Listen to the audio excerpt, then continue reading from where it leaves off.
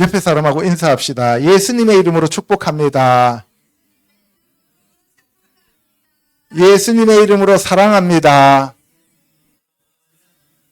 성령 충만하셔서 하나님 나라의 왕 같은 제사장이 되시기를 축복합니다.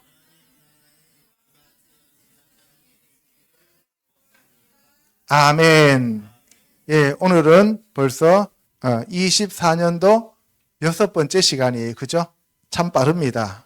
오늘은 지난 시간에 이어서 유대인의 왕 예수 그리스도가 세례받고 사역을 하시기 전에 어떤 과정을 거치셨는지를 좀 알아보려고 하는데요. 제목은 유대인의 왕이신 예수님과 세상 지도자들이 어떻게 서로 다른가에 대해서 알아보도록 하겠습니다. 여기 보시면 멜레크 하 예후딤, 예후다 하면은 유다죠. 그 유다 족속들의 왕과 베사하르, 그리고 사하르 하면 지도자죠. 사하르 하 올람, 세상의 지도자. 세상을 다스리는 자와 유대인의 왕으로 오신 예수님은 어떻게 다른지를 우리가 알아보도록 하겠습니다. 마태복음 2장 3절요. 헤롯 왕과 온 예루살렘이 듣고 소동한지라.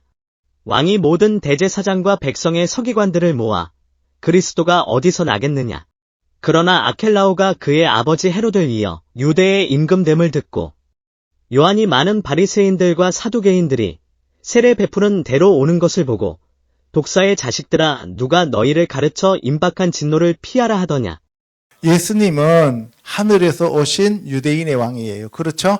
그런데 헤롯과 그리고 본디오 빌라도와 그리고 분봉왕들인 헤롯의 아들들은 이 세상을 다스리는 통치하는 소위 말하는 왕들이라고 얘기를 했어요. 그죠?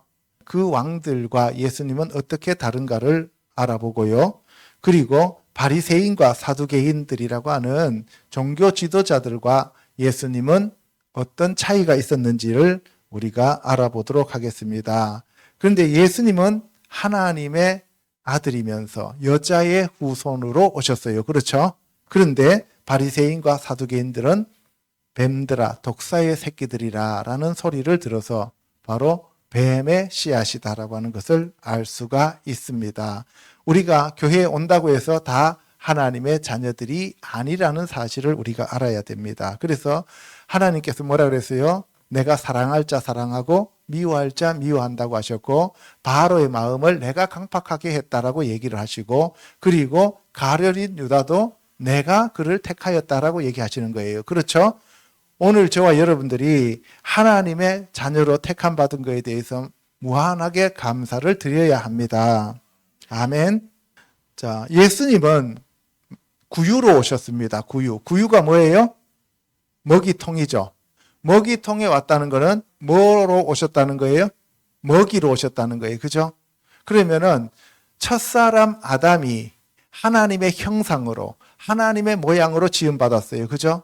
하나님의 형상과 하나님의 모양은 하나님의 본체가 아니고 하나님을 담을 수 있는 그릇으로 만들어졌다는 거예요. 그렇죠? 그래서 저와 여러분들은 그릇입니다. 아멘. 그래서 우리가 깨끗한 그릇이 돼야 된다 그랬어요. 우리가 하나님의 형상으로 지음받았으니까 우리 안에 누가 와야 정상이에요? 하나님이 오셔야 딱 맞는 사이즈예요. 그렇죠? 근데 그 안에 마귀가 들어와 있으면 돼요? 안 돼요? 안 되죠. 그래서 예수님은 그 안에 성령을 담고 그릇으로 오셨는데 그리고 예수님은 우리에게 그 자기의 생명을 내어주기 위해서 우리의 먹잇감으로 오셨다 이 말이에요. 그래서 베이틀레헴 빵집에서 예수님이 출생하셨습니다. 아멘. 양구유로 오신 이유가 사람이 흙으로 지어진 하나님의 형상과 모양이므로 하나님을 담는 그릇이기 때문입니다. 첫사람 아담이 하나님의 말씀을 어기고 자기가 하나님처럼 되고자 하여 이게 인간들이 가지고 있는 가장 큰 죄고 유일한 죄라고 했어요. 그렇죠? 마귀의 속임수에 넘어가 하나님의 그릇에 마귀를 담아버렸습니다.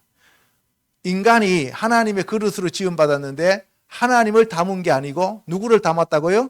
마귀를 담아버렸어요. 생명나무를 먹어서 생명나무이신 예수님이 우리 안에 담겨져야만 우리가 영생을 누릴 수 있었는데 그게 아니라 선악과 나무의 열매를 먹음으로써 마귀를 우리 안에 담아버렸단 말이에요. 그래서 우리는 마귀의 하수인이 되어버렸다는 것이에요. 그래서 첫사람 아담의 죄로 인하여 모든 사람이 사망에 이르게 되었다는 거예요. 그래서 사망과 저주와 질병과 거짓이 인간에게 주어져 버렸습니다. 그러므로 저와 성도들이 낮고 천한 그러심을 깨달을 때 예수님이 우리 안에 들어오셔요. 우리가 자꾸 하나님처럼 되고자 하면은 성령님이 우리 안에 오시지 않고 예수님이 우리 안에 오시지 않는다 이 말이에요. 아멘. 그래서 우리는 태어날 때부터 죽은 자다 이 말이에요. 그래서 죽은 자는 살리시는 영이신 성령님이 오셔야만 우리가 살아난다 이 말입니다. 아멘. 그것이 바로 신앙이에요. 신앙은 하나님이 우리를 찾아오시는 게 신앙이고, 종교는 우리가 하나님을 찾아가는 게 종교입니다. 교회 내에서도 우리가 열심을 내면 하나님께로 갈 수 있다라고 얘기하는 것은 그건 바벨탑이죠. 그러나 헤롯과 빌라도와 같이 스스로를 분봉왕과 총독으로 자기 자신을 높이면 그 안에 예수 그리스도가 오실 수 없습니다. 인간이 하나님을 찾아가면 그것은 종교로서 바벨탑을 쌓는 것이므로 하나님은 허물어 버리십니다. 그래서 종교 지도자인 사두개인과 바리새인들을 독사의 자식이라고 꾸짖으셨습니다. 아멘. 자, 그러면 첫 번째, 예수님 당시 분봉왕과 종교 지도자들에 대해서 알아보도록 하겠습니다. 예수님께서 태어나실 당시 헤롯은 헤롯 대왕이라고 불리운 자입니다. 이 헤롯은 유대인들의 환심을 사기 위해 제2성전인 스룹바벨 성전을 증축하였고 그 성전을 헤롯 성전이라고 불렀습니다. 그래서 이 성전을 몇 년 동안 지었다 그랬어요? 46년 동안 지었다라고 얘기하잖아요. 그렇죠? 예수님이 그 성전 허물어라. 왜? 내가 성전이다. 너희가 성전이다 라고 얘기하는 거예요. 우리 안에 성령이 들어오시면 우리가 뭐가 된다고요? 성전이 됩니다. 성부 하나님 시대에, 모세 시대에는 성막과 성전이 따로 존재했지만 성령 시대 지금은 저와 여러분이 바로 하나님의 성전이다 이 말씀이에요. 아멘. 그럼 예수님 시대에는 누가 성전이었겠어요? 예수님이 성전이었다 이 말이에요. 이 헤롯은 동방박사들이 찾아와서 유대인의 왕으로 오신 분을 찾자 예루살렘의 2살 이하의 영아들을 모두 죽이라고 명령 내린 그 헤롯입니다. 이 헤롯은 에돔의 후손이고 예수님은 야곱의 후손이다. 지난 시간에도 말씀드렸습니다. 대헤롯을 유대 왕이라고 부르는 것과는 달리 이 헤롯 대왕을 대헤롯이라고도 얘기해요. 이 사람은 유대 왕이라고 해요. 그런데 헤롯의 아들들은 헤롯 아켈라오, 헤롯 안티파스, 헤롯 빌립 2세가 있는데 이들은 분봉왕이라 그래요. 영주라고 불러요. 왕이 아니고. 헤롯 아켈라오는 사마리아와 유대가 포함된 나라의 절반을 다스렸습니다. 헤롯 안티파스는 갈릴리와 베레아 지역을 다스렸고 헤롯 빌립 2세는 갈릴리 바다의 동쪽과 북쪽 이방 지역을 다스렸으므로 이들을 분봉왕이라고 부릅니다. 예수님이 헤롯한테 여우라고 불렀던 사람이 있죠. 그 사람은 바로 이 갈릴리 지역을 다스렸던 헤롯 안티파스가 되겠습니다. 여기 보시면 헤롯 대왕이라고 하는 사람은 유대 왕이고 그 사람이 BC 4년에 죽고 그의 아들 아켈라오와 안디바와 빌립이 이렇게 나누어 통치했어요. 분봉왕입니다. 이게 그때 당시에 왕이에요. 이 사람들은 에돔 족속입니다. 유대인 아닙니다. 그래서 아켈라오가 가장 넓은 이 지역, 예루살렘 지역을 다 다스렸고요. 그 다음에 안디바가 갈릴리 지역을 다스렸고 빌립이 이방 지역을 다스렸다. 요 세 사람이 다스린 지역을 대충 여러분들이 머릿속에 넣어두어야만 사복음서를 읽을 때 전체적으로 빌립이 나오든지 아니면 안디바가 나오든지 아켈라고가 나오든지 이러면은 여러분들이 어느 지역이었다는 것을 대충 알게 되고 그리고 또 헤롯 하는데 그 헤롯이 어떤 헤롯인지를 알아야 된다 이 말씀이에요. 그래서 요 내용을 여러분들이 그냥 알아두시면 됩니다. 예수님이 왕으로 오셨는데 자기가 왕이라고 착각하는 사탄의 계략에 속은 자들은 예수님을 죽이려고 하였습니다. 예수님이 죽어야 자기가 왕을 계속 하잖아요. 그죠?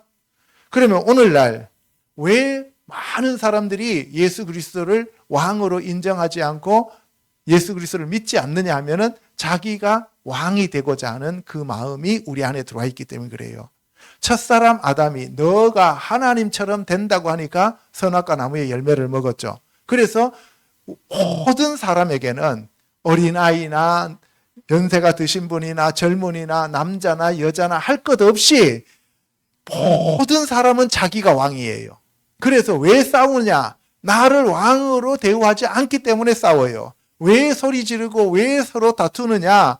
내가 왕인데 왜 너가 왕이라고 하느냐는 거예요. 알겠어요? 그러니까 두 사람만 만나면 왕이 둘이에요. 그러니까 안 싸울 수가 없는 거예요. 부부지간에도 싸우는 이유가 네가 왕이냐? 나는 여왕이야. 아들하고 아버지하고 있으면은 아버지가 왕이에요. 나도 왕이에요. 그래서 아버지하고 아들도 권력을 나누지 않아요. 그 이유가 뭐냐? 인간은 첫사람 아담이 사탄에게 자기 자신을 팔아먹으면서 자기가 왕이 되려고 했기 때문에 그래요. 이게 죄예요. 그래서 여러분들이 왕의 자리에서 빨리 내려와야 예수님이 오십니다. 알겠죠? 이스라엘 안에 있는 헤롯과 빌라도와 종교 지도자들이 뱀과 독사의 자식이라는 소리를 들은 이유가 뭐냐? 마귀처럼 높아졌기 때문에 그래요. 그러면 어떤 목사님이 정말 축사도 잘하고 능력도 있고 그런 목사님이 있다고 합시다. 그런데 그분이 죽었던 사람을 살렸어요. 죽었던 사람 살리고 난 다음에 그 사람이 마귀가 될 확률이 훨씬 더 높아진다는 거예요. 왜? 그때부터 자기 능력이라고 착각하는 거예요. 그래서 우리가 돈을 벌거나 세상에서 어떤 명예나 권력이나 부를 가지면 그 사람은 마귀가 될 확률이 훨씬 높아져요. 그래서 부자와 나사로 중에서 부자가 천국에 못 가는 이유가 바로 돈을 자기 거라고 자기 힘으로 자기 능력으로 벌었다고 생각하기 때문에 그렇다 이 말입니다. 아멘. 아켈라오는 유대와 사마리아와 에돔 지역을 통치하는 분봉왕이었는데 정치를 잘못했습니다. 그래서 유대 백성들이 폭동을 일으켰어요. 이때 폭동 진압을 위해서 아킬라오가 2, 3천 명의 유대인들을 대학살합니다. 그래서 유대 지역은 큰 혼란에 빠졌고 로마가 개입하여 진정이 되는 사건이 있었습니다. 이 사건 이후에 유대인들은 더 이상 헤롯 가문의 통치를 못 받겠다고 탄원하여 로마는 아켈라오를 프랑스의 고올이라는 곳으로 추방해 버립니다. 예루살렘 지역에, 사마리아 지역에, 그 지역에 이제는 분봉왕이 있는 것이 아니라 누가 왔다고요? 총독이 오게 되었다는 거예요. 그래서 본디오 빌라도가 오는 거예요. 예, 아킬레오라고 하는 헤롯 대왕의 첫째 아들이 거기를 다스렸는데 폭동이 일어나갖고 많은 사람들 죽여버리니까 너는 우리의 분봉왕이 될 수 없어 해갖고 내쫓아버렸어요. 그래서 총독이 파견되었습니다. 예수님 당시에 총독이 빌라도였는데 그가 예수님께 십자가형을 선고했습니다. 바울 때는 벨릭스와 베스도가 총독이었습니다. 그래서 사도행전 26장 그 뒤에 보면은 벨릭스도 나오고 베스도도 나오죠. 그죠? 정치적으로 유대를 다스리던 사람들이 유대왕, 분봉왕, 총독이었다면 유대인들만이 가지고 있는 율법으로 유대 공동체의 질서를 유지시키던 기관이 산헤드린 공의회였습니다. 이거는 종교 집단들이에요. 국회의원 격입니다. 공의회는 유대인 최고 자치 의결 기관인데요. 산헤드린은 모여 앉는다라는 뜻이며 대제사장들, 서기관들, 바리새파들, 사두개파 사람들로 구성된 71명의 공회원으로 구성되어 있었습니다. 공식적인 주권은 비록 로마나 헤롯 왕이 가지고 있었지만 산헤드린 공의회는 사법적 기능과 입법적 기능 그리고 행정적 기능까지 갖추고 있었습니다. 그래서 3권을 거의 다 가지고 있었다라고 보시면 되는 거예요. 그래서 이들이 실질적으로 유대 사회를 지배하는 기구였다 하는 겁니다. 이 산헤드린 공회원 중에서 2명만 예수님께 대해서 호의적이었어요. 그죠? 한 명이 니고데모, 다른 하나는 요셉이라고 하는 자. 그죠? 예, 2명밖에 없었습니다. 아리마대 사람 요셉. 산헤드린 공의회에서 최고의 수장은 대제사장입니다. 외형적으로 볼 때는 대제사장이 유대 공동체를 영적으로 이끌어가는 지도자인 것으로 보이지만 많은 사람들은 대제사장을 존경하지 않았습니다. 왜냐하면 로마 정부를 통해서 성직을 매수하고 헤롯이나 총독에게 붙어서 자기의 권력을 즐겼고 성전에서 재물을 판매함으로 백성들을 금전적으로 착취하였기 때문입니다. 그래서 예수님이 채찍을 가지고 다 내쫓아 버리잖아요. 그죠? 그리고 돈 바꾸는 그 상을 뒤집어 버리죠. 그래서 그들이 바로 이 대제사장인 사두개인들이었다 하는 것을 우리가 알 수 있습니다. 그래서 첫사람 아담의 후손은 종교적인 활동을 안 하든 상관없이 모두 하나님의 대적자들이다라는 것을 알 수 있는 겁니다. 서기관, 율법사, 랍비들은 율법을 해석하고 쉽게 풀어서 가르침으로 유대인으로서의 정체성을 교육했던 사람입니다. 그러니까 서기관과 율법사, 랍비들은 성경을 해석해서 가르치는 사람들이에요. 그러니까 실질적으로 이 사람들의 영향이 컸을까요? 적었을까요? 컸습니다. 오늘날로 말하면 교육자들이다 이 말이에요. 특히 서기관들은 율법을 필사하고, 율법을 필사한 사람들이 누구예요? 서기관. 율법사들은 모세 시절에 기록된 모세 오경을 어떻게 구체적으로 삶에 적용할지를 가르쳐 주는 거예요. 그러니까 서기관들은 필사하는 사람들이고 율법사들은 해석을 해서 그것을 실제 삶에 어떻게 적용할 것인가를 연구하고 가르쳐 주는 사람이었습니다. 이들은 유대 지역뿐만 아니라 세계 각 지역으로 흩어진 디아스포라들이 모였던 회당에서도 율법을 해석하여 가르쳐 주었습니다. 예, 그러니까 달라요. 여러분 보세요. 헤롯이라고 하는 왕이 있었고 그 아들들의 분봉왕이 있었고 그리고 총독이라고 하는 사람들이 있었는데 이 사람들은 정치적인 면에 있어서 다스리고 통치하는 사람이었고 그리고 산헤드린 공회는 사두개인과 바리새인과 서기관과 이런 사람들로 구성되어 있어서 의회 기관이었고 그 다음에 서기관은 필사하는 사람들이었고 율법사들은 성경 말씀을 실제적인 삶에 적용하는 사람들이었다 이 말씀이에요. 사두개파, 바리새파, 에세네파 사람들은 서기관, 율법사, 랍비들과는 또 다른 성격을 띠고 있는 사람들입니다. 그러니까 상당히 복잡한 계층들로 나누어지죠. 그죠? 바리새파, 사두개파, 에세네파는 경건주의자들이라는 관점에서 보면 좋습니다. 그러니까 경건한 삶을 사는 부류들을 나누었다는 거예요. 신구약 중간기에 안티오쿠스 4세의 박해에 대항하기 위하여 시작된 마카비 혁명 초기에는 하시딤과 마카비 일가가 동맹을 맺었습니다. 이거 여러분들 몰라도 돼요. 그냥 그런 게 있었다는 것만 알면 돼요. 그러나 그 두 집단은 목표가 달랐습니다. 하나는 하시딤이고 하나는 마카비였는데 하시딤은 성전 회복이 목표였어요. 왜? 거기다가 헬라 사람들이 와갖고 성전에다 돼지피를 뿌려버리잖아요. 그죠? 그래서 그것을 다시 회복시켜서 그 수전절이라고 해서 성전을 하나님께 다시 회복시켜서 올려드리는 것을 목표로 하는 사람들이 하시딤이고 마카비는 지금 로마에게 나라가 빼앗겨 있잖아요. 그죠? 로마에 빼앗겨 있고 헬라의 지배를 받았던 그 나라 그때 당시의 사람들이 지금 로마에 빼앗겨 있으니까 어떻게 하면 나라를 독립시킬 것인가 하는 것이 마카비들의 목표였다 이 말이에요. 그러니까 하나는 성전을 회복하는 거고 하나는 나라가 독립되기를 바랐다 이 말입니다. 알겠죠? 그냥 그 두 가지만 그냥 있었다는 것만 알아두세요. 이때 마카비를 지지했던 부류가 사두개파이며 반대했던 부류가 바리새파입니다. 그리고 나는 더 이상 바리새파도 싫고 사두개파도 싫고 더 이상 이 세상 자체에 대해서 관심 없어. 그래서 보따리 싸가지고 산 속으로 동굴 속으로 들어간 사람들이 있는데 그 사람들은 속세를 떠난 사람인데 에세네파입니다. 이 에세네파에서 나온 사람이 세례 요한이에요.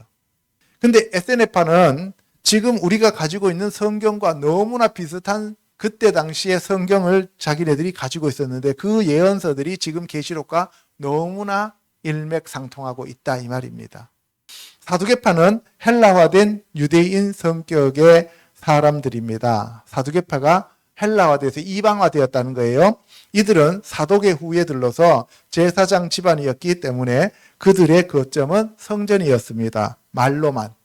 당연히 대제사장의 편에 서 있던 사람들이었죠. 이들은 권력과 스스럼 없이 결탁하기 때문에 마카비 혁명을 이끌었던 하스본 왕가와도 결탁하고 로마 제국과도 결탁하고 유대 사회 안에서 권력을 유지하는 계층이었어요. 그래서 이 사람들은 아주 현실적인 사람이었습니다.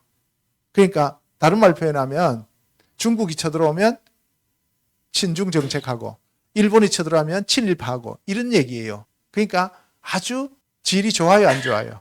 안 좋죠, 그죠? 예, 그런 존재였습니다. 그렇기에 부활이나 천사와 영의 존재를 인정하지 않았으며 오직 모세 오경만 하나님의 말씀으로 인정합니다. 그러니까 최소한의 것만 가지고 그걸 가지고 자기네들 기득권 유지하는 데만 온 힘을 다 기울였다 이 말씀입니다. 그래서 하나님을 종교적인 율법에 가두고 인간의 유익을 자기네들 돈벌이 하는 데만 사용했다 이 말이에요. 이들의 대척점에 서 있던 사람들이 바로 바리새파 사람들인데요. 바리새인은 분리되다, 구별되다라는 파러스라고 하는 파라스 하면은 구별되다, 분리되다는 거예요. 그들은 회당에서 정결 예식과 먹는 법, 안식일, 계명 등을 엄격하게 지키고 가르쳤습니다. 그래서 백성들은 사두개인보다 바리새인을 인정하고 존경했기에 그들의 권력 기반은 민중들이었습니다. 그래서 바리새인들이 사두개인들보다도 일반 백성들에게 더 존경을 받았다 이 말입니다. 이들은 구약에 해당하는 대부분의 그 책들을 받아들였어요. 구약에 해당하는 모든 책들, 선지서도 받아들이고 시편이라든가 잠언이라든가 이런 성문서 있죠, 그죠? 그런 것들도 다 받아들였다는 거예요. 그리고 구전되는 계율도 다 지켰습니다. 문서로 써진 것만 아니라 전통으로 내려오는 것들도 다 지켰던 사람이에요. 그래서 이들은 죽은 자의 부활과 하나님 나라의 도래, 천사와 악마의 존재도 인정하며 메시아를 기다리는 사람들이었습니다. 그런데 이들에게 문제가 진짜 메시아이신 예수님이 오셨는데 그 예수님을 메시아로 인정하지 않았다는 겁니다. 그들의 삶이 형식에 치우쳐졌기 때문에 예수님께서 그들을 책망했습니다. 이들은 율법을 지킴으로써 행위로서 구원을 얻는다고 보았습니다. SNF파는 극단적 보수주의자들이며 금욕주의자들로서 대부분의 생활을 사회지역인 쿰란에서 수도원적인 공동체 생활을 하였습니다. 수도원적인 삶을 살면서 주로 이 사람들은 성경을 필사하고 그리고 율법을 해석하고 그랬던 사람들이 SNF파입니다. 그들이 거주하던 곳에서 아주 가까운 동굴에서 그들이 필사한 성경인 사해사본이 발견됐습니다. 이 사해사본에 이사야서가 발견됐는데 이 이사야서가 지금 성경하고 완벽하게 일치하고 있다는 사실입니다. 그래서 성경은 사람들이 만들어낸 조작한 글이 아니라는 것을 이게 증명하고 있어요. 세례 요한이 SNF파였을 것이고 이 SNF파와는 다르게 열심당이라고 하는 게 있어요. 열심당이라고 하는데 이거는 신학적인 입장이 아닌 종교적 당파가 아니죠. 그래서 이들은 나라를 사랑하고 나라의 독립을 바라는 열성적 민족주의 집단입니다. 우리나라 독립군들하고 같은 파에 속하는 거예요. 이들은 로마에 대하여 매우 과격하여 폭력적인 성향이 있었기에 품속에 칼을 가지고 다녔습니다. 그래서 예수님 좌우에 달렸던 강도들이 열심당원이었을 것이다라고 추정합니다. 그리고 칼을 가지고 말고의 길을 비웠던 사람이 누구예요? 베드로. 그래서 베드로도 칼을 품고 있다가 성질을 못 이겨서 말고를 내리쳤는데 베드로도 아마 열심당원이었을 것이다라고 주장하시는 분들도 있어요. 확실한 거는 잘 모르겠지만. 자, 두 번째, 종교 지도자들의 위선과 참된 신앙에 대해서 알아보도록 하겠습니다. 마태복음 5장 20절요. 내가 너희에게 이르노니 너희 의가 서기관과 바리새인보다 더 낫지 못하면 결코 천국에 들어가지 못하리라. 옛사람에게 말한 바 살인하지 말라.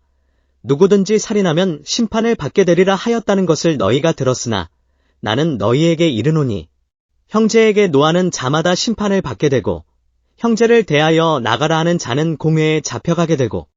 여러분들 마태복음 5장에서 7장은 산상수훈이에요. 그죠? 예수님께서 입을 열어 가르쳐 가라사대 이렇게 나오잖아요. 그죠? 근데 예수님이 구약의 율법을 풀어서 설명해 주는 그러한 장면입니다. 그런데 보세요. 내가 너희에게 이르노니 너희 의가 서기관과 바리새인보다 더 낫지 못하면 결코 천국에 들어가지 못하리라. 이 얘기는 바리새인과 서기관보다도 더욱더 율법을 잘 지켰던 의로운 자가 세상에 있을까요? 없을까요? 없어요. 이 얘기는 다른 말로 표현해서 바리새인과 서기관들이 그렇게 열심히 율법을 지킨다고 하지만 그 율법을 다 지킬 수도 없을 뿐만 아니라 그 율법을 지킨다 할지라도 너희들이 천국에 들어가는 것은 불가능하다 이 얘기예요. 왜? 첫사람 아담이 완전히 타락한 죄인이기 때문에 그 죄인이 하나님의 기준인 율법을 지킨다는 것은 그거는 있을 수도 없고 있지도 않다는 얘기예요. 그러니까 예수께서 하시는 말씀이 너희들이 서기관과 바리새인들보다도 더 의로워져라. 율법을 더 잘 지켜라. 이 얘기가 아닙니다. 그런데 오늘날 교회에서는 자꾸 이거를 율법을 더 잘 지켜야 된다라고 생각하게 만들어요. 그게 아니라 너희들은 바리새인과 서기관들보다도 더 의롭게 되지도 못할 뿐만 아니라 그 율법을 지키지도 못하는 존재들이야. 그렇기 때문에 율법으로는 천국에 갈 자가 한 명도 없다 이 말이에요. 첫사람 아담의 후손이 그 죄인들은 그 자기네들 노력과 행위로서 하나님께 갈 사람이 한 사람도 없다라고 얘기하는 것을 얘기하는 거예요. 그래서 내가 왔다라고 얘기하는 거예요. 아멘. 하나님이신 예수님이 내가 그 모든 율법을 다 완성시켰다. 내가 다 지켰다. 내가 서기관과 바리새인보다도 더 확실한 의로운 자다라고 하는 것을 우리에게 가르쳐 주는 거예요. 그래서 우리가 예수 그리스도를 믿음으로 천국에 가는 것이지 의를 지켜서 바리새인과 서기관보다도 더 의로워서 천국 가는 게 아니다 이 말이에요. 아멘. 예, 여러분들 이거 잘 생각하셔야 돼요. 그런데 우리가 어떻게 생각해요? 우리는 자꾸 뭔가 우리가 행위를 해서 가려고 하잖아요. 그렇죠? 그거는 신약이 아니고 구약입니다. 보세요. 옛사람에게 살인하지 말라 했는데 살인하면 지옥 간다. 심판받는다. 형제에 대해서 네가 화를 내면 너가 심판받게 되고 라가라 하고 미련한 놈이라고 하면 지옥불에 들어간다. 그러면 여러분들 형제들한테 저 참 미련한 사람이네. 이런 소리 한 번 안 한 사람 손 들어보세요. 한 사람도 없어요. 그럼 다 지옥불에 간다는 얘기예요. 그러니까 뭐예요? 첫사람 아담의 후손인 죄인된 인간의 모습으로는 천국 갈 사람 한 사람도 없다 이 말이에요. 그래서 예수님이 내가 왔다 이거예요. 아멘. 그래서 예수 그리스도를 믿음으로써 우리가 천국 간다는 것을 산상수훈에서 우리에게 가르쳐 주시는 거예요. 아멘. 오늘부터 여러분들 내가 의로운 그러한 율법을 다 지켜서 내가 행동으로 다 옮겨서 천국 가야 되겠다. 이렇게 한 게 아니다 이 말이에요. 그러므로 예물을 제단에 드리려다가 형제에게 원망 드릴 만한 일이 생각나면 예물을 제단 앞에 놔두고 형제하고 가서 화목하고 난 다음에 예물 드리라는 거예요. 이게 무슨 얘기예요? 하나님 앞에 종교적인 형식을 드리는 것보다 서로 형제 간에 화목하게 사랑하는 것이 하나님이 원하시는 일이다 이 얘기예요. 아멘. 우리는 보통 형제하고 싸우더라도 제물을 드려야 된다고 생각하잖아요. 그죠? 그게 아니란 말이에요. 형제와 화목하게 되라. 이때 형제라고 하는 것은 안 믿는 형제가 오늘 제사 지내야 되는데 너 예배 가지 말고 제사 와. 이렇게 할 때 거기 가서 화목하러 제사 먼저 지내고 오라는 이런 얘기가 아닙니다. 그 다음에 너를 고발하는 자와 함께 길을 갈 때에 급히 사화하라. 그 고발하는 자가 너를 재판관에게 내어주고 재판관이 옥리에게 내어주어 옥에 가둘까 염려하라. 그러니까 너를 고발하는 자, 너에 대해서 원망하는 자가 있을 때에는 빨리 사화하라. 이거는 고발하는 자가 누구예요? 마귀예요. 그러면 그 마귀하고 여러분들이 서로 이렇게 싸우고 다툴 때 마귀는 여러분들을 참소해서 옥에 가둡니다. 그러면은 우리가 이 마귀를 이길 수 있는 방법이 없어요. 그러니까 뭐예요? 우리가 빨리 하나님 앞에 가서 회개하라 이 말이에요. 회개하면은 우리가 마귀로부터 참소당하지 않는다는 거예요. 진실로 내게 이르노니 내가 한 푼이라도 남김이 없이 다 갚기 전에는 결코 거기서 나오지 못하리라. 여러분들 남의 돈 몇 푼 띄어 먹었는데 그거 다 안 갚았기 때문에 옥에 갇혀서 못 나온다. 그런 얘기가 아니에요. 이거는 바로 우리가 이 세상에 사탄 마귀에게 붙잡혀 있으면 하나님 앞에 가서 처절하게 회개해야만 우리가 하나님으로부터 자유로워진다는 거예요. 아멘. 또 간음하지 말라 하였다는 것을 너희가 들었으나 나는 너희에게 노니 음욕을 품고 여자를 보는 자마다 마음에 이미 간음하였느니라. 그러면 이 잣대를 갖다 대면은 천국 갈 사람 누가 있어요? 한 명도 없어요. 그러니까 뭐예요? 너희들 힘으로는 천국 못 간다. 그래서 내가 왔다 라고 얘기하시는 거예요. 그래서 나를 믿으라는 거예요. 아멘.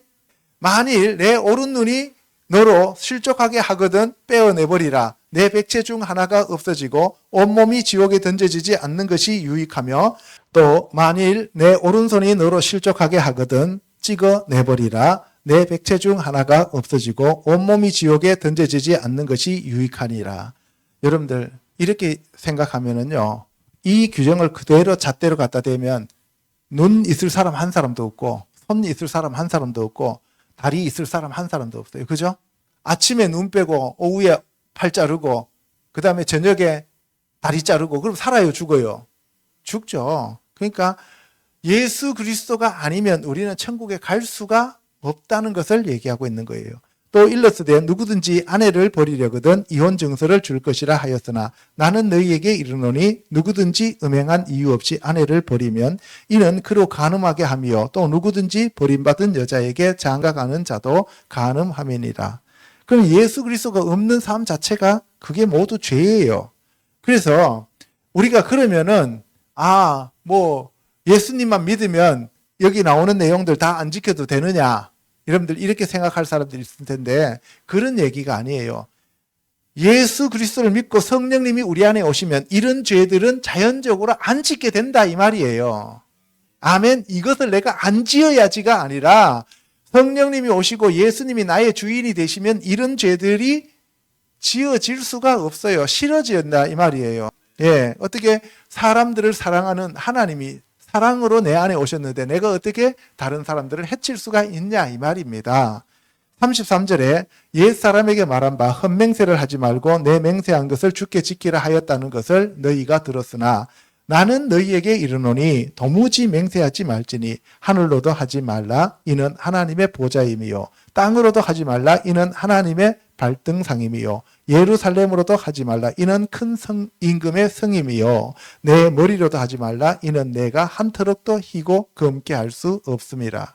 그러니까 무슨 얘기예요? 너희들 타락한 인간들은 첫사람 아담의 후손들은 아무리 너희들 맹세해봐야 하나도 못 지켜 이 얘기예요. 너희들 맹세한 거 그거 나는 믿지도 않고 받아들이지도 않고 너희들 그 맹세해봐야 그 지킬 사람 한 사람도 없어. 그러면서 그 괜히 그 쓸데없이 맹세하지 말고 그냥 그러면 그렇다고 아니면 아니다라고만 얘기해. 너희들 너희 머리털 하나도 희게 검게 못하면서 무슨 맹세를 한다는 거냐 이 얘기입니다. 그게 우리가 어떤 존재라고요? 피조물로서 아무것도 할 수 없는 의존적인 존재다. 그래서 예수 그리스도가 이 땅에 오셔서 우리를 구원해 주셔야만 우리는 살아갈 수 있는 존재다 이 얘기입니다. 아멘. 오직 너희 말은 옳다 옳다 아니라 아니라 하라 이에서 지나는 것은 악으로부터 나느니라. 또 눈은 눈으로 이는 이로 갚으라 하였다는 것을 너희가 들었으나 나는 너희에게 이르노니 악한 자를 대적하지 말라. 누구든지 내 오른편 뺨을 치거든 왼편도 돌려대며 또 너를 고발하여 속옷을 가지고자 하는 자에게 겉옷까지 가지게 하며. 여러분들 이럴 사람 있어요 없어요? 없어요. 이렇게 못합니다. 그러니까 뭐예요? 계속 예수님이 너희들은 안 된다고 하는 것을 우리에게 계속 얘기하시는 거예요. 너희 타락한 인간으로서는 할 수 없어. 그래서 내가 온 거야 라고 하는 것을 계속 강조하시는 거예요. 아멘. 구약은 행위나 노력으로 구원받을 수 있다라고 얘기하지만 그러나 그 노력과 행위로서는 될 수가 없다는 것을 예수님이 지금 말씀하시는 거예요. 아멘. 예, 또 누구든지 너로 억지로 오리를 가게 하거든 그 사람과 심리를 동행하고 내게 구하는 자에게 주며 내게 꾸고자 하는 자에게 거절하지 말라. 여러분들 오리 가작으로 하면은 심리 가주라 그랬는데 그러면 오리 갔는데 또 그 사람이 또 딴 사람이 와갖고 또 심리 가자 그러면 이 심리 가져야 되잖아요. 그럼 뭐예요? 자기 삶이 있어요, 없어요? 없죠. 그러니까 이렇게 할 수 있는 사람들이 없어요. 근데 다른 말로 표현해서 너의 이웃을 너 몸처럼 사랑하라는 거예요. 그런데 그것은 너의 힘으로 될 수가 없다는 것을 우리에게 강조하시는 거예요. 그리고 꾸고자 하는 자에게 거절하지 말라. 예, 이때 당시에는 꾸고자 하는 사람들이 많았을까요? 적었을까요? 많았죠. 그죠? 그럼 내가 먹을 것도 없는데 꾸고자 하는 사람한테 거절하지 말라고 한다고 해서 내 자식들도까지 다 굶겨가면서 다 줘야 되느냐? 그죠? 어디까지 줘야 되느냐? 그러니까 무슨 얘기예요? 너희들 힘으로는 할 수 없다는 것을 우리에게 계속 얘기하고 있는 거예요. 죄인의 힘으로 불가능한데 성령이 오셔야만 가능하다는 거예요. 또 내 이웃을 사랑하고 내 원수를 미워하라 하였다는 것을 너희가 들었으나 나는 너희에게 이르노니 너희 원수를 사랑하며 너희를 박해하는 자를 위하여 기도하라. 사랑은 율법의 완성입니다. 그런데 우리 안에는 사랑도 없어요. 긍휼도 없어요. 자비도 없어요. 여러분들 솔직히 여러분들 안에 무슨 자비가 있고 긍휼이 있습니까? 하나님이신 예수님이 우리 안에 오셔야만 하나님의 그 사랑이 나갈 수 있는 거예요. 성령님이 우리 안에 오셔야만 그 하나님의 사랑이 흘러나갈 수 있는 거예요. 아멘. 우리의 힘으로 사랑을 베풀면 이거는 자기 의가 되어서 조금 주다가 나중에는 때려 패고 오지 말라 그러죠. 그죠? 그럼 처음보다도 더 안 좋은 거예요. 사람들이 3일 동안은 자기가 성질 참을 수 있어요. 성질 참다가 한번 폭발하면 어떻게 돼요? 2배나 더 큰 폭발력을 가지게 되죠. 그죠? 우리의 힘으로는 할 수 없어요. 성령님이 오셔야 됩니다. 하나님이 오셔야 됩니다. 예수님이 오셔야 됩니다. 그래야 우리가 사랑할 수 있고 남들에게 구워줄 수도 있는 거예요. 아멘. 이같이 한즉 하늘에 계신 너희 아버지의 아들이 되리니 이는 하나님이 그 해를 악인과 선인에게 비추시며 비를 의로운 자와 불의한 자에게 내려주심이라. 하늘에 계신 너희 아버지의 아들이 된다는 것은 우리가 어떨 때만 아들이 되는 거예요? 이런 노력으로 된다는 얘기예요. 예수 그리스도를 영접할 때 된다는 거예요. 예수 그리스도를 영접할 때 된다라고 하는 것을 우리에게 강조하고 있는 거예요. 아멘. 그래서 악인이든 선인이든 하나님이 판단하시고 하나님이 기르신다는 거예요. 그러니까 우리가 판단하고 우리가 저 사람이 어떻다고 비판하거나 판단하지 말라는 거예요. 너희가 너희를 사랑하는 자를 사랑하며 무슨 상이 있으리요? 세리도 이같이 아니하느냐. 그러니까 세리나 너희나 똑같은 타락한 자들이다 하는 것을 얘기하고 있는 거예요. 그러므로 하늘에 계신 너희 아버지의 온전하신 같이 너희도 온전하라. 우리의 힘으로 무슨 재간으로 무슨 재주로 우리가 온전해질 수 있습니까? 어떻게 우리가 하나님처럼 될 수가 있습니까? 우리가 선악과 나무의 열매를 먹고 난 다음에 그 껍데기는 하나님처럼 된다고 생각하지만 포장은 하나님처럼 된다고 생각하지만 그 속은 완전히 위선 덩어리잖아요. 그죠? 그렇잖아요. 그 속은 완전 쓰레기잖아요. 그런데 어떻게 우리 안에서 그 쓰레기가 아닌 다른 것들이 나올 수 있냐는 거예요. 그래서 우리 안에 그 쓰레기를 치워주실 하나님이 우리 안에 오셔야 된다는 거예요. 아멘. 세 번째, 종교 지도자들의 무능력과 외식에 대해서 알아보도록 하겠습니다. 누가복음 5장 17절요. 하루는 가르치실 때 갈릴리의 각 마을과 유대와 예루살렘에서 온 바리새인과 율법교사들이 앉았는데 병을 고치는 주의 능력이 예수와 함께하더라. 한 중풍병자를 사람들이 침상에 메고 와서 예수 앞에 들여놓고자 하였으나 무리 때문에 메고 들어갈 길을 얻지 못한지라. 여러분들, 예수님이 가르치고 계시는데 바리새인과 율법사들이 앞에 앉아 있었습니다. 그런데 중풍병자가 있는데 그 중풍병자는 스스로 못 걸어오죠. 그죠? 우리가 전부 중풍병자예요. 그래서 친구들이 데리고 와서 침상을 메고 예수 앞에 들여놓고자 해서 왔지만 갈 수가 없었어요. 그래서 어떻게 해요? 지붕에 올라가서 기와를 다 벗겨버리고 병자를 침상째 예수님 앞에 달아내립니다. 지금 이건 뭘 얘기하는 거예요? 이 세상에 우리가 아무리 뛰어난 사람들이라도 중풍병을 고칠 수가 없다는 거예요. 오직 중풍병을 고칠 수 있는 분은 하나님이신 예수님밖에 없다는 거예요. 그런데 문제는 기와장이 중요한 거, 집이 중요한 게 아니라 사람이 중요하다는 것을 얘기하는 거예요. 여러분들이 돈이 중요한 게 아니라 여러분들의 영혼이 중요하다는 것을 얘기하고 있는 거예요. 아멘? 그래서 예수님이 계신 앞에다가 달아내렸어요. 그 친구들이. 그런데 중요한 거는 뭐냐? 하나님이 그 사람이 구원받기 위해서는 믿음이 중요한 것이지 돈이 중요한 게 아니라 또 집이 중요한 게 아니라고 하는 것을 우리에게 얘기하는 거예요. 그런데 바리새인과 이 율법사들은 뭐가 중요하다고 생각하는 거예요? 돈이 중요하고 그 다음에 형식과 절차가 중요하다고 생각하는 거예요. 우리는 형식과 절차도 중요하지만 더 중요한 게 뭐가 중요하다고요? 생명이 중요하다 이 말이에요. 그래서 여러분들 주위에 있는 사람들, 친척들이 돈은 벌어서 잘 먹고 잘 살 수 있을지 모르지만 그들이 얼마 안 있으면 어차피 그들의 육체는 다 무덤으로 들어가게 되고 나머지는 다 썩게 되어 있다 이 말입니다. 아멘. 바리새인과 서기관들이 생각하여 이르되 이 신성 모독하는 자가 누구냐? 그 믿음을 보시고 내 죄 사함 받았다라고 하니까 신성 모독이라고 하는 거예요. 그리고 오직 하나님 외에 누가 능히 죄를 사할 수 있겠느냐 하면서 예수님을 지금 비난하는 거죠. 그래서 예수님이 내 죄 사함 받았다는 것하고 일어나 걸어가라 하는 말이 어느 게 더 쉽냐? 어느 게 더 쉬워요? 죄 사함은 하나님이 하시는 거고 그 다음에 일어나 걸어가라고 하는 거는 세상 사람들도 할 수 있는 거잖아요. 그죠? 육체니까. 그러면 하나님이 하시는 일을 예수님이 하셨다는 얘기는 다른 말로 표현해서 무슨 얘기예요? 내가 하나님이다라고 하는 것을 얘기하시는 거예요. 그런데 바리새인과 이 율법사들은 성령을 안 받았으니까 알아들어요? 못 알아들어요? 못 알아들어요. 그래서 의식이 중요한 거예요. 외식하는 자들이에요. 영적인 일이 중요한데 육적인 일이 더 중요하다고 착각하는 거예요. 이게 종교 지도자들이에요.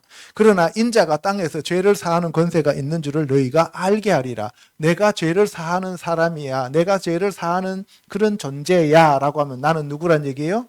하나님이다 이 얘기잖아요. 그죠? 그래서 중풍병자에게 말씀하시되 일어나서 너의 침상을 가지고 집에 가라 그랬어요.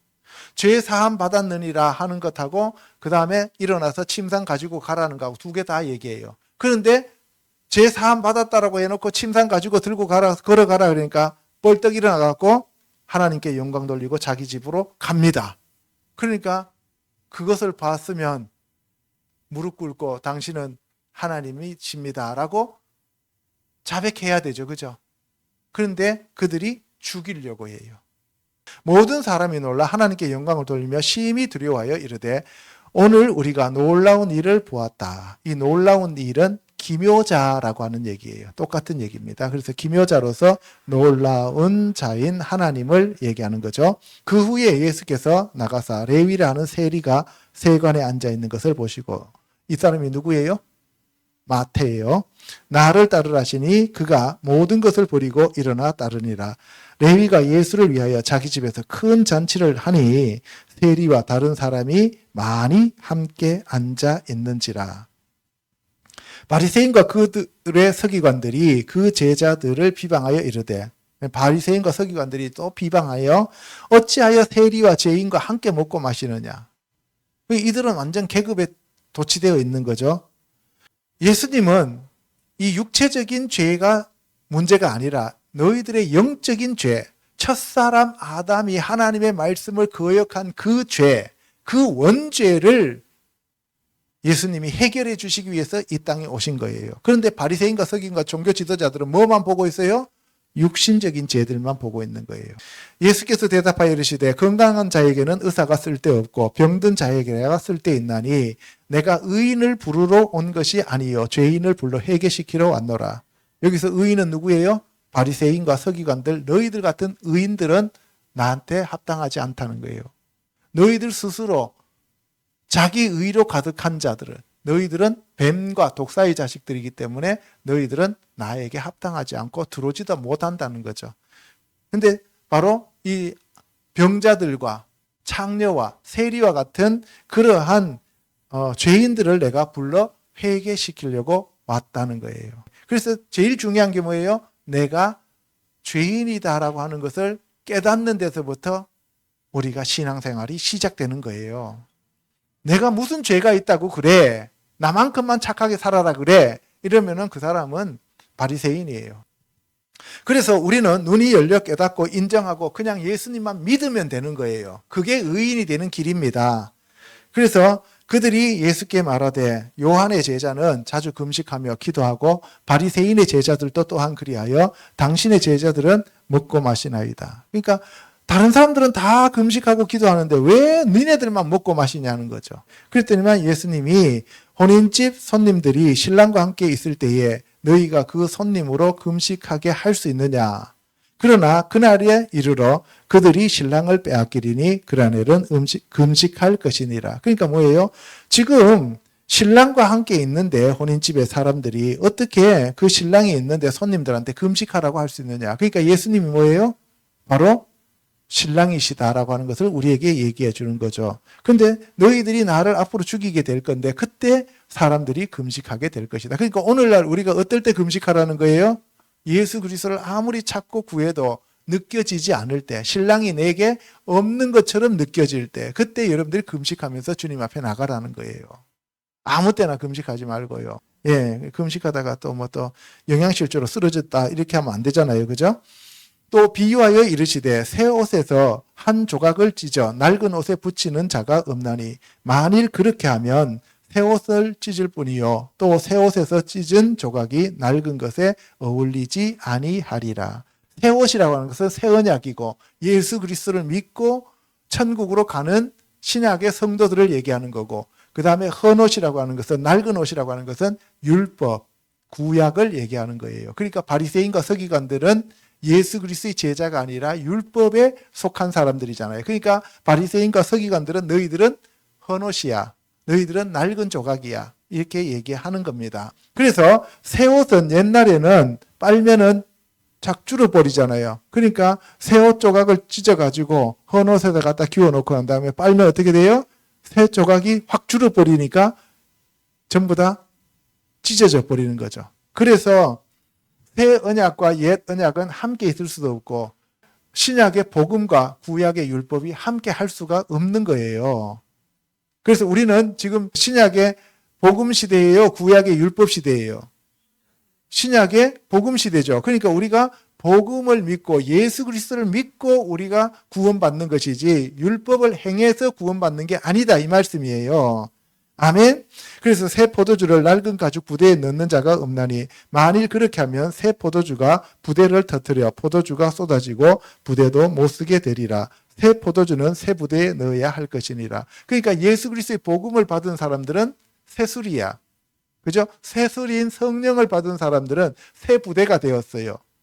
그러니까 성령이 오시는 사람들은 율법하고는 어울릴 수가 없는 거예요. 그래서 예수 그리스도의 복음을 받은 사람들은 그 복음을 믿고 구원받는 것이지 그 예수 그리스도를 믿는 사람들이 율법을 행해서 구원받는 것이 아니라고 하는 것을 얘기해요.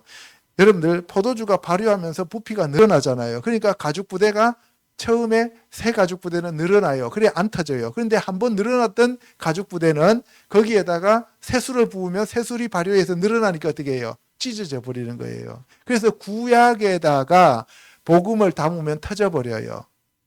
기존의 종교인들에게 복음을 갖다 넣으면 터져버린다, 이 말이에요. 거기에는 성령이 올 수가 없어요. 아멘? 새 언약이 올 수가 없다, 이 말입니다. 그래서 묵은 포도주를 마시고 새 것을 원하는 자가 없나니 이는 묵은 것이 좋다 함이니라. 이건 무슨 얘기냐면은 율법에 쩔어 있는 사람들은 복음을 안 따라간다는 거예요. 율법이 좋다는 거예요. 그냥 우리는 그냥 제사 지내고 종교인으로 남아있는 게 좋다 이렇게 생각한다, 이 말이에요. 그래서 묵은 포도주 먹은 사람들이 새 포도주 싫어해요. 근데 새 포도주를 먹는 사람들은 또 묵은 포도주로 돌아가는 사람들이 많다는 거예요. 그게 바로 기독교인이 되었다가 다시 유대교로 돌아가는 사람들이 많아요. 이거를 우리가 금해야 된다라고 히브리서에서는 얘기하고 있는 겁니다. 아멘. 사도행전 23장에는 바울이 한쪽은 사두개인이고 한쪽은 바리새인인 줄 알고 그 바리새인들을 향해 가지고 나도 바리새인이다, 죽은 자의 소망 곧 부활로 말미암아 내가 신문을 받는다 라고 하면서 바리새인과 사두개인 사이에 다툼이 생기게 만들었습니다. 그래서 사두개인들은 부활도 없고 천사도 없고 영도 없다 하고 바리새인들은 다 있다고 했어요. 그러니까 무슨 얘기냐 하면 이 종교 지도자들 두 사이에서 둘 다 이 구약 묵은 포도주예요. 그죠? 옛 가죽 부대입니다. 그 옛 가죽 부대인데 바울이 가가지고 새술을 갖다 부어버리니까 둘이 찢어져 버리더라 이 말이에요. 예, 그래서 찢게 만들었어요. 그래서 나도 바리새인인데 내가 직접 체험했다라고 얘기하니까 바리새인들이 그래 그럼 나는 네 편 하고 이렇게 갈라져서 서로 싸우게 돼요. 그래서 바울이 탈출하게 됩니다. 자, 그다음 이제 마지막으로 종교 지도자에 대한 경고와 질책에 대해서 알아보도록 하겠습니다. 마태복음 16장 6절요. 예수께서 이르시되 삼가 바리새인과 사두개인들의 누룩을 주의하라. 어찌 내 말한 것이 떡에 관함이 아닌 줄을 깨닫지 못하느냐. 오직 바리새인과 사두개인들의 누룩을 주의하라 하시니 그제서야 제자들이 떡의 누룩이 아니요 바리새인과 사두개인들의 교훈을 삼가라고 말씀하신 줄을 깨달으니라. 예, 예수님이 제자들한테 바리새인과 사두개인들의 누룩을 조심하라 그랬어요. 그랬더니만 제자들은 육체적으로 육신적으로 받아듣고 한 다음에 빵 안 갖고 왔네 이렇게 얘기하는 거예요. 누룩이라 하니까 빵이잖아요. 그죠? 그러니까 빵 안 갖고 왔네 라고 얘기하니까 예수님이 그 빵이 아니고요. 사두개인과 바리새인들의 교훈을 삼가하라고 가르쳐 주는 거예요. 그러니까 무슨 얘기예요? 똑같은 얘기를 해도 예수님이 하시는 말씀은 내 말은 영이요 생명이라 했는데 성령 받지 못한 사람들은 뭐예요? 그걸 전부 다 뭘로 받아들인다? 육으로 받아들인다. 그러니까 성경 말씀을 써놔도 영으로 우리가 받아들여야 되는데 그것을 영으로 받아들이지 못하고 전부 다 글자로 받아들이면 문제가 생긴다 이 말씀이에요. 아멘? 그러니까 우리가 성령을 받아야만 영적으로 하나님의 말씀을 해석할 수 있다 하는 것을 얘기하고 있는 겁니다. 아멘? 그래서 믿음의 출발이 예수가 아니면 나 자신의 행위와 노력으로 결론이 나게 된다 이 말씀입니다. 마태복음 23장 2절에 서기관과 바리새인들이 모세의 자리에 앉았다는 거예요. 서기관과 바리새인들이 모세의 자리에 앉았다는 얘기는 모세는 율법을 해석하고 가르치는 그 자리잖아요. 그죠? 그러니까 백성들을 가르치는 자리에 그들이 앉았어요. 그런데 그들이 말만 하고 하나도 행하지 않아요. 그래서 예수님이 그들의 말은 본받고 그들의 행위는 본받지 말라라고 얘기해요. 왜? 말씀은 하나님이 주신 거니까. 그렇죠? 예. 또 무거운 짐을 묻고 사람의 어깨에다 지우고 난 다음에 자기는 한 손가락도 움직이지 않고 모두 다른 사람들한테 전가시켜요. 그러니까 자기네들은 지식은 많은데 한 개도 행하지 않아요. 그리고 사람들한테 그 모든 것들을 다 떠넘겨 버리죠. 그들의 모든 행위를 사람에게 보이고자 하나니 외식하는 거예요. 사람들한테 보이는 것만 잘하는 거죠. 곧 그 경문띠를 넓게 하며 옷수를 길게 하고 잔치의 윗자리와 회당의 높은 자리와 시장에서 문안받는 것과 사람에게 랍비라 칭함을 받는 것을 좋아하느니라. 그러니까 어떤 무슨 화재 현장이 있으면 새벽 4시에 가서 사진만 찍고 오는 거죠. 쇼 정치를 하고 있다는 거죠. 그러니까 그때나 지금이나 똑같다는 거예요. 아시겠어요? 그러니까 여러분들 우리나라 보면은 지금 정치인들이 어떻게 하고 있는지를 알잖아요. 그죠? 똑같았다는 거예요. 그때나 지금이나. 그러니까 바리새인과 그 서기관이나 사두개인들처럼 외식하는 사람들이 그 사람들이 큰 소리 덧치고 그들이 진짜 잘한다고 착각하고 살아가는 세상이 그때나 지금이나 마찬가지다 이 말입니다. 아멘. 그러나 너희는 랍비라 칭함을 받지 말라. 너희 선생은 하나요 너희는 다 형제니라. 땅에 있는 자를 아버지라 하지 말라. 아버지라 하니까 우리 아버지, 육신의 아버지를 아버지라 부르지 말라는 얘기가 아니고 그때 당시에 대제사장을 아버지라고 불렀어요. 그러니까 대제사장을 아버지라 부르지 마라. 아버지는 하나님이시다 이 얘기입니다. 또한 지도자라 칭함을 받지 말라. 지도자는 모래 선생이라는 뜻이에요. 그래서 지도자는 한 분이신데 오직 예수님밖에 없습니다. 선생님은 예수님밖에 없어요. 너희 중에 큰 자가 너희를 섬기는 자가 되어야 하리라. 누구든지 자기를 높이는 자는 낮아지고 누구든지 자기를 낮추는 자는 높아지리라. 높아지는 것은 마귀고 낮아지면 예수 그리스도의 제자가 된다 이 말이에요. 그러니까 여러분들이 낮아지면 하나님이 높이고 여러분들 스스로 높아지면 하나님은 불못으로 떨어뜨려 버린다. 그래서 무적행으로 떨어지죠. 사탄 마귀가. 그렇죠? 예, 화 있을 진저 외식하는 서기관들과 바리새인들이요. 이때 화 있을 진저 이 얘기는 저주받을지어다 이런 얘기예요. 너희는 천국 문을 사람들 앞에서 닫고 너희도 들어가지 않고 들어가려 하는 자도 들어가지 못하게 하는도다.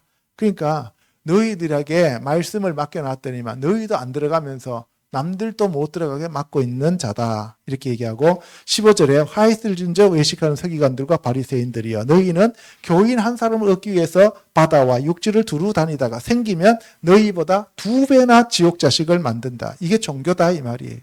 화 있을 진저 눈먼 인도자여 너희가 말하되 누구든지 성전으로 맹세하면 아무 일 없거니와 성전의 금으로 맹세하면 지킬지라 하는도다. 어리석은 맹인들이여 어느 것이 크냐. 너희들은 본다고 하지만 너희들은 맹인들이다. 그러니까 너희들은 첫사람 아담의 타락한 그 죄인으로서 너희들의 힘으로 너희들의 노력으로 너희들의 행위로는 천국에 들어갈 수가 없는 존재들이야.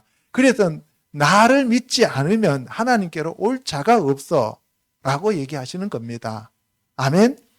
너희가 또 이르되 누구든지 제단으로 맹세하면 아무 일 없거니와 그 위에 있는 예물로 맹세하면 지킬지라 하는도다. 인간들이 하는 생각은 전부 다 종교예요. 왜 인간의 힘으로는 할 수 없다는 것을 얘기해요. 맹인들이여 어느 것이 크냐 그 예물이냐 그 예물을 거룩하게 하는 제단이냐. 그러므로 제단으로 맹세하는 자는 제단과 그 위에 있는 모든 것으로 맹세한다. 그런데 너희들이 작은 거는 지키고 큰 거는 안 지킨다고? 그거는 바로 너희들의 의다라고 얘기하는 거예요. 하나님의 관점에서 보면 더 큰 것을 안 지키는 것은 더 큰 죄다라고 얘기하는 거죠. 또 성전으로 맹세하는 자는 성전과 그 안에 계신 이로 맹세함이요. 또 하늘로 맹세하는 자는 하나님의 보좌와 그 위에 앉으신 이로 맹세함이니라. 그래서 하나님이 너희들이 어떤 맹세를 하든 간에 하나님은 눈이 있고 귀가 있고 입이 있기 때문에 듣고 보고 말씀하신다 이 말이에요. 화 있을 진저 외식하는 서기관들과 바리새인들이여 너희가 박하와 해양과 근처의 11조는 들이되 율법에 두중한 바 정의와 긍휼과 믿음은 버렸도다. 외식적으로 겉으로 드러나는 것은 너희들이 하는데 그 속에 마음은 없다는 거예요. 하나님을 사랑하는 마음이 없다는 거예요. 돈 내면서도 너무 아까워한다는 거죠. 그럴 바에는 차라리 내지 말라는 거죠. 어차피 너희들이 아까워서 벌벌 떨 바에는 외식하는 일을 하지 말라는 거죠. 그런데 예수님이 뭐래요? 이것도 하고 저것도 버리지 말아야 한다. 더 중요한 것이 마음이라는 거죠. 맹인된 인도자여 하루살이는 걸러내고 낙타는 삼키는도다. 이 하루살이도 먹으면 안 되는 부정한 동물이고요. 낙타도 먹으면 안 돼요. 이게 코셔 식품이 아닙니다. 그런데 너희들이 하루살이는 걸러내면서 낙타는 그 큰 낙타는 통째로 다 삼킨다는 거죠. 그러니까 작은 죄는 그거는 안 지으려고 노력하면서 큰 죄는 다 범하더라는 거예요. 그게 바로 외식이라는 거예요. 화 있을 진저 외식하는 서기관들과 바리새인들이여 잔과 대접의 겉은 깨끗이 하되 너희들이 잔과 대접인데 너희들 세수는 열심히 해. 강남 가서 성형수술은 잘해. 그런데 속은 그것은 완전히 시커멓게 썩어 있더라 이 말입니다. 그 안에는 탐욕과 방탕으로 가득하게 하는도다. 인간 자체가 하나님의 집과 그릇인데 너희들은 겉은 그렇게 번지르게 외식적으로 가지만 속 자체가 완전히 죄덩어리더라 이런 얘기예요. 화 있을 진저 눈먼 바리새인들이여 서기관과 바리새인들이여 이렇게 얘기하는 거예요. 회칠한 무덤 같으니 겉으로는 아름답게 보이나 그 안에는 죽은 사람의 뼈와 모든 더러운 것이 가득하도다. 겉은 화려하고 멋있게 꾸미는데 그 안에 있는 영혼은 더러움으로 악독함으로 가득하더라 이 얘기죠. 이와 같이 너희도 겉으로는 사람에게 옳게 보이되 안으로는 외식과 불법이 가득하도다. 예, 지금 종교인들 다 그래요. 교회 다니는 사람들도 보면은 대부분이 다 그렇습니다. 그래서 내 안에 있는 본성이 이게 죽어야 돼요. 마귀가 나에게 뿌려놓은 그 악한 것들이 다 사라져야 돼요. 그러려면 성령님이 오셔야 됩니다. 아멘. 화 있을 진저 외식하는 서기관들과 바리새인들이여 너희는 선지자들의 무덤을 만들고 의인들의 비석을 꾸미며 이르되 이 종교적인 삶을 살면서 우리가 만약에 그때 있었으면 우리 조상들처럼 선지자들을 안 죽였을 텐데 라고 얘기해요. 그러면 너희가 선지자들을 죽은 그 자손임을 스스로 증명하는 거죠. 우리가 있었으면 그때 우리가 그렇게 안 했을 텐데 라고 얘기하는 것은 너희가 그 선지자 들을 죽인 자들의 후손임을 스스로 증명하는 것이다 라고 얘기하는 거죠. 너희가 너희 조상의 분량을 채우라. 뱀들아 독사의 새끼들아, 너희가 어떻게 지옥의 판결을 피하겠느냐. 결국 뭐예요? 바리새인과 서기관과 이런 사람들은, 종교적인 지도자들은 결국은 너는 뭐예요? 사탄 마귀의 그 자식들이다. 너희 안에 사탄 마귀가 꽉 차 있다라고 얘기하는 거예요. 이게 바로 저와 여러분들이에요. 그러니까 우리가 어떻게 해야 된다고요? 신앙생활의 첫 번째 기본은 내가 죽는 거예요. 첫사람 아담이 우리 안에서 죽어야 돼요. 그래야 마지막 아담이신 예수님이 우리 안에 와서 살 수가 있다는 거예요. 아멘. 그래서 고린도전서 15장 22절 가면 첫사람 아담의 한 사람의 죄로 인하여 우리가 모두 죽었고 그 마지막 둘째 아담이신 예수 그리스도로 말미암아 우리가 모두 부활해서 살았다라고 얘기를 하는 거예요. 그것을 믿는 것이 구원입니다. 아멘. 이 모든 것이 다 이 세대에 돌아가리라 라고 얘기를 하십니다.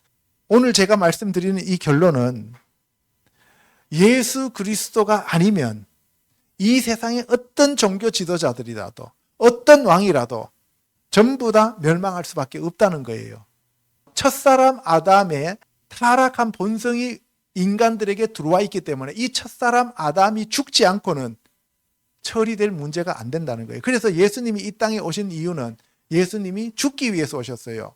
누구를 데리고? 우리 모든 인류를, 첫사람 아담의 안에 들어있었던 모든 자들을 품고 십자가 위에 올라가서 죽으시고 그리고 그들을 부활시키시기 위해서 예수님이 이 땅에 오신 거예요. 그래서 예수님이 이 땅에 오셔서 우리 모두를 품고 십자가에서 못 박혀 죽으시고 3일 동안 땅속에 묻혀 있다가 다시 부활해서 하나님 보좌 우편에 앉으시면서 우리의 모든 죄를 다 사해 주셨어요.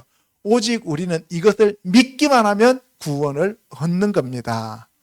아멘. 우리의 행위나 노력으로 율법으로 이 구원이 이루어지는 게 아니라 예수 그리스도가 하나님의 아들이 육체를 입고 이 땅에 오셔서 우리의 모든 죄를 짊어지고 우리의 모든 죄를 해결하시고 부활하셔서 하나님 보좌 우편에 앉아 계시고 성령님을 우리 안에 보내주셨고 그 성령님이 우리를 이끄시고 인도하시고 예수님이 다시 이 땅에 오실 때까지 우리를 그리스도의 신부로 준비시킨다고 하는 그 사실을 믿는 자들은 하나님의 자녀요 천국 백성이 되었다 이 말씀입니다.